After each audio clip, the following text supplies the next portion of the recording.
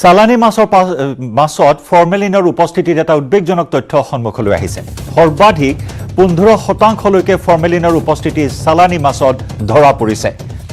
Cadmium arsenic আদিৰ উপস্থিতিত তথ্য প্ৰকাশ পাইছে। 0.003% কেডমিয়াম আৰু 0.15% আৰ্ছেনিকৰ উপস্থিতিত ধৰা পৰিছে।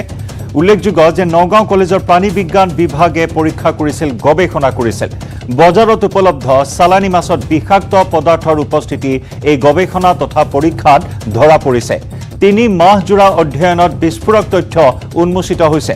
গুৱাহাটীস্থিত উন্নতমানৰ পৰীক্ষাগাৰতো পৰীক্ষা ইতিমধ্যে সম্পন্ন হৈছে। এই পৰীক্ষাটো চালানী মাছত ফৰ্মেলিনৰ উপস্থিতি ধৰা পৰিছে।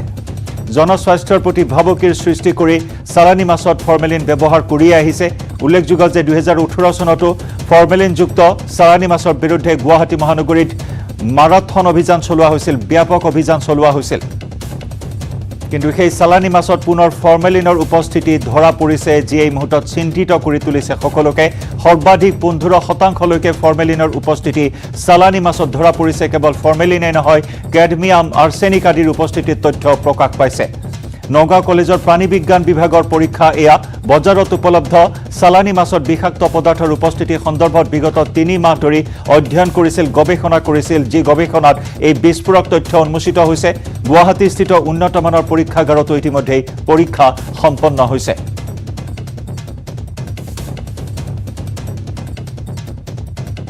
গৱেষণা কৰিছোঁ, তাত আমি প্ৰধানতঃ 4টা মাছ, এই 4টা মাছ হৈছে আপোনাৰ ৰৌ মাছ, ভকুৱা মাছ, কচ মাছ আৰু ৰূপচন্দা বুলি যিটো কয়, সেই মাছকেইটাতে আমি প্ৰধানতঃ ফৰ্মেলডিহাইড পাইছোঁ। এৰাউণ্ড 40% মাছত আমি ফৰ্মেলডিহাইড পাইছোঁ। এতিয়া এই ফৰ্মেলডিহাইডৰ পৰা আমি যিটো কিট, সেই কিটটো অতি সাধাৰণ। আমাৰ বজাৰত যিকোনো ৰাইজে আমাৰ অনলাইন মাৰ্কেটৰ পৰা তেওঁলোকে ক্ৰয় কৰিব পাৰে, মাত্ৰ 300 টকা দাম। তেওঁলোকে সেইটো কিনি পেলাই তেওঁলোকে গ্ৰাহকসকলে নিজেও চাব পাৰে যে ফৰ্মেলডিহাইড আছে নে নাই। এতিয়া ফৰ্মেলডিহাইডৰ যি মানে উপস্থিতি আছে, তাক আমি নাইকিয়া কৰিবতো নোৱাৰোঁ, কিন্তু আমি তাক মিনিমাইজ কৰিব পাৰোঁ। কেনেকৈ কৰিম?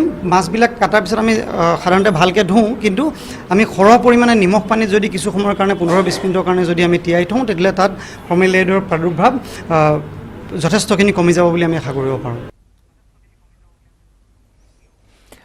বাক্সাৰ এটা ভঙা কালভাৰ্টে বিপদ মাতিছে পথচাৰীৰ। দীৰ্ঘদিন ধৰি গড়কাপ্তানি পথসমূহ মেৰামতি নকৰা যাতায়াতৰ নামত চৰম দুৰ্ভোগ ভুগি আহিছে। বৰমাৰ সোৱণখাটাৰ পৰা পলাশীলৈ যোৱা পথৰ এটা কালভাৰ্ট বিগত এবছৰ ধৰি ভাঙি থকাত এতিয়া মৰণ ফান্দত পৰিণত হৈছে।